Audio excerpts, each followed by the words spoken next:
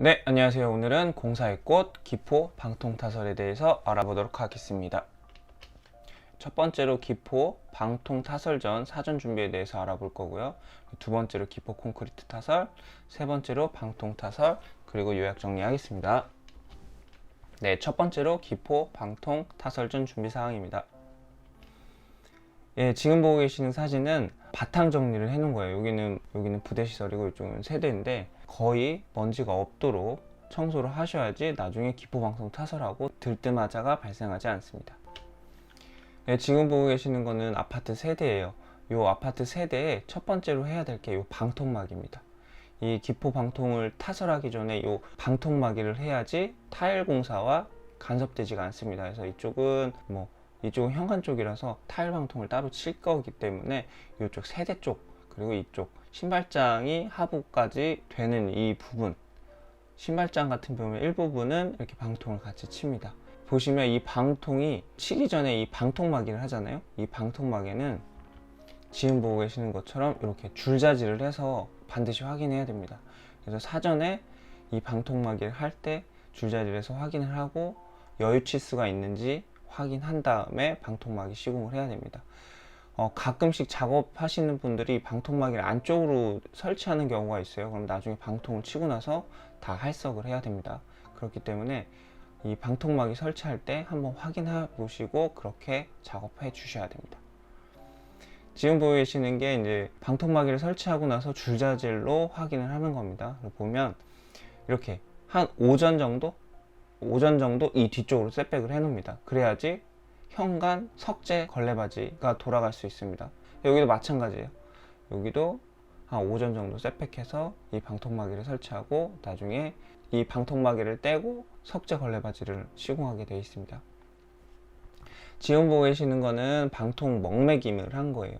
이 상단 부분에 마루 바로 밑에니까 10mm죠. 10mm 밑에 방통 먹을 놓습니다. 그리고 나서 이 방통 테이프를 붙이는 거예요. 보시면 이쪽 보시면 골조에는 방통 테이프를 붙였어요. 그리고 이쪽도 골조면에는 방통 테이프를 붙이고 이쪽 석고보드에는 방통 테이프를 붙이지 않았어요. 그 이유가 이 석고보드 면에는 나중에 발수제를 뿌릴 거예요. 그래서 이쪽에는 방통 테이프를 붙이지 않고요. 그리고 이쪽 공구리면에는 발수제를 뿌릴 의미가 없기 때문에 이렇게 방통 테이프를 붙입니다. 여기 보시면 조그맣게 방통 테이프를 하나 더 붙인 게 있어요. 요거는 기포 콘크리트 레벨이에요. 그래서 요거를 표시하기 위해서 중간중간에 조그맣게 잘라서 이렇게 붙여 놓습니다. 그래야지 레벨을 정확하게 맞춰서 칠 수 있고 그 위에 방통을 칠 수 있습니다. 그리고 지금 보고 계시는 거는 콘크리트 벽면 쪽에 통기판을 설치하고 그 다음에 방통 테이프를 붙인 거예요. 여기 보시면 통기판 같은 경우에는 기포 콘크리트 타설할 때 수분 증발을 원활하게 하기도 하고 그리고 양생 기간을 단축시킵니다. 그리고 무엇보다도 기포 방통 치고 나서 밑에 남아있는 습기가 빨리 빠지게 할 수 있어요. 그러면 마루를 깔고 나서 습이 올라와서 이 마루가 변색이 되거나 곰팡이가 생길 수도 있습니다. 그래서 이 통기판은 되도록 많이 설치하는 게 좋아요. 그러나 통기판도 이것도 이제 비용이 발생하기 때문에 한 면에 한 개나 두 개 정도 설치합니다. 지금 보고 계시면 이쪽 부분 같은 경우는 통기판이 없어요. 요거는 다시 작업 지시 내려서 이쪽에 통기판을 하나 정도 설치해야 됩니다. 그래서 세대 같은 경우는 한 벽에 통기판 하나 정도면 될 것 같아요. 이렇게 큰 면적이 아니기 때문에. 그러나 이제 면적이 넓거나 이 벽면이 길면 통기판을 상황에 따라서 판단하셔서 두 개나 세 개 설치하시는 게 맞습니다. 그래서 결론적으로는 이 곰팡이 방지예요. 변색이랑 마루나 석고보드 곰팡이 방지로 이 통기판을 사용하는 겁니다. 지금 보고 계시는 것은 발수제예요. 이 발수제 같은 경우에는 석고보드 하단 부분에 뿌립니다. 그 이유가 석고보드에 발수제가 묻으면 방수 효과가 있어요. 그래서 석고보드가 물을 먹지 않습니다. 그러면 곰팡이 방지 효과가 있겠죠. 이 발수제 같은 경우에는 보통 투명이에요. 그래서 투명을 석고보드에다 뿌려 놓으면 뿌린지 안 뿌린지 모릅니다. 그래서 이렇게 잉크를 타서 발수제를 도포했는지 안 했는지 확인하기 위해서 이렇게 잉크를 타게 시킵니다.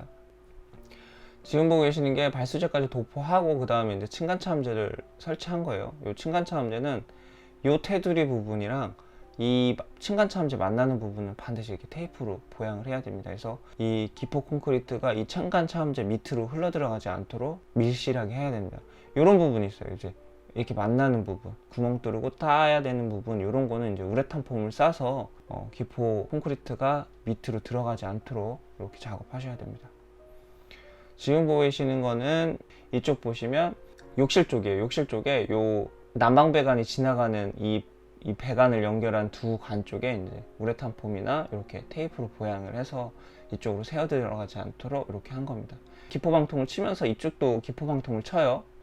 그러면 방통 치기 전에 온수 배관을 연결하고 그 다음에 합니다. 그래서 이런 부분, 구멍 같은 부분은 우레탄 폼으로 밀실하게 이렇게 구멍을 막아 주셔야 됩니다.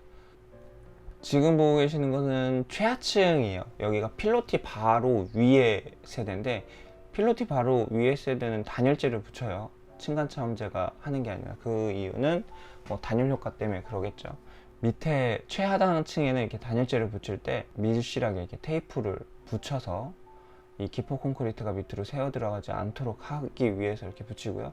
여기에 추가적인 보강으로 이렇게 비닐을 붙입니다. 비닐 붙이고, 그리고 끝에 밀실하게 테이프 붙이고, 그리고 나서 이렇게 타설을 해야지 기포 콘크리트가 밑으로 새어 들어가지 않고 외기에 의한 방습 효과도 있겠죠. 그래서 이렇게 시공하는 게 가장 좋을 것 같습니다. 두 번째로 기포 콘크리트 타설입니다. 이 기포 콘크리트 같은 경우에는 시멘트, 물, 기포 폼이에요. 그러니까 기포제를 첨가한 거예요. 요거는 이제 기포 콘크리트 칠 때 장비인데, 시멘트랑 기포제랑 물이랑 이렇게 혼합하는 기계입니다. 그리고 지금 보시는 거는 품질 시험하는 사진이에요. 품질에서 기포 콘크리트를 혼합한 다음에 타설하기 전에 이렇게 플로우 실험을 합니다. 그래서 반죽질기가 어떤지 이렇게 시험하고 나서 타설을 시행합니다. 그리고 지금 보고 계시는 게 기포 콘크리트 타설하는 사진이에요. 이분이 이제 기포 콘크리트 타설하는데, 이렇게 기포 콘크리트를 타설하고, 그리고 다른 작업자가 들어와서 면을 수평하게 잡습니다. 그리고 나서 이런 식으로 양생이 됩니다. 그리고 지금 보고 계시는 거는 이제 기포 콘크리트가 양생하고 있는 거예요. 근데 이 양생하는 과정에 이렇게 비닐 모양을 항상 쳐야 됩니다. 이 보양 같은 경우는 기포 콘크리트 타설하기 전에 보통 이렇게 보양을 해요. 이 보양하는 목적은 방통 타설할 때 크랙이 발생하지 않도록 하기 위해서. 그러니까 바람이 들거나 날씨가 춥게 되면 이 표면에 얼거나 아니면 표면 건조 수축이 일어납니다. 그럼 표면에 크랙이 가기 때문에 보양을 하셔야 됩니다. 이 기포 콘크리트 같은 경우는 방통처럼 그렇게 크랙이 많이 가진 않아요. 이게 이제 기포제가 들어가 있기 때문에. 그러나 품질을 확보하기 위해서 보양을 먼저 하고 그 다음에 기포를 칩니다. 지금도 마찬가지예요. 여기도 지금 보양한 사진이고, 이제 기포 콘크리트가 양생되어 가는 과정입니다. 그리고 보시면 여기가 지금 기포 콘크리트 쳤는데 물이 떨어진 자국이에요. 요 물이 떨어진 자국은 위층도 기포 콘크리트 쳤기 때문에 기포 콘크리트 물이 떨어져서 맺힌 겁니다. 이런 거는 심하면 땜빵을 해주셔야 돼요. 그리고 지금 보시면 이것도 보양이에요. 요거는 호이스트를 보양한 건데, 이 호이스트 부분에 이렇게 찢어지거나 이런 거는 테이프로 다 막아서 바람이 들지 않도록 해야 됩니다. 그리고 동절기 같은 경우에는 고체 연료를 이 현관이나 이 호이스트 쪽에다가 한 두세 개 정도를 갖다 놓으셔야 돼요. 그래야지 양생이 잘 됩니다. 그러나 이제 열풍기를 갖다 대면 안 돼요. 그 이유가 동절기 콘크리트 공사하는 것처럼 열풍기를 건조하면 표면에 건조 수축이 발생합니다. 그래서 크랙이 발생할 수 있기 때문에 반드시 호이스트 앞, 그러니까 안방 발코니 쪽 앞이랑 요 현관 쪽에는 고체 연료를 넣어서 밀실하게 바람이 들어가지 않도록 보양이 잘 되도록 이렇게 막고 그 다음에 작업을 하셔야 됩니다. 세 번째로 방통 타설입니다. 이 방통 타설 같은 경우에는 1대3 몰탈이에요. 그러니까 시멘트, 모래, 물을 혼합한 겁니다.